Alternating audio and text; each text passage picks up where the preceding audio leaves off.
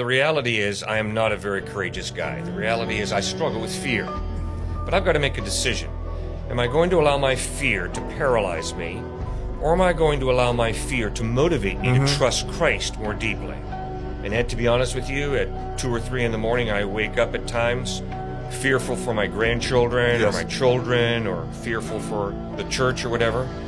And then I'm confronted by, just a few weeks ago, the slaughter of 45 believers in Congo, Africa. Those guys gave their life for Christ.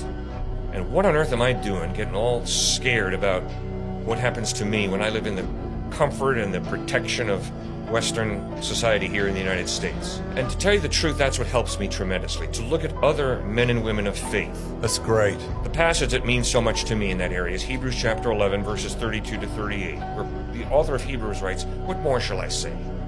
I do not have time to tell about Gideon, Barak, Samson, Jephthah, David, Samuel, and the prophets, who through faith conquered kingdoms, administered justice, and gained what was promised, who shut the mouths of lions, quenched the fury of the flames, and escaped the edge of the sword, whose weakness was turned to strength, and who became powerful in battle and routed foreign armies. Women received back their dead from the grave again.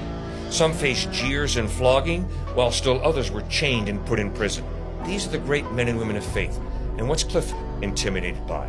Somebody saying, oh, you're a narrow-minded Bible thumper, you're a narrow-minded fundamentalist Christian. Oh, give me a break. That's nothing compared to what those great men and women of faith went through. So they are tremendously motivating to me, inspiring, and so I look to the great men and women of faith who put it on the line. I mean, Peter was nailed to a cross probably upside down, and Thomas was torn in half, because they knew Jesus had risen from the dead. We're living for Christ. That's right. If you want to kill us, go ahead and kill us.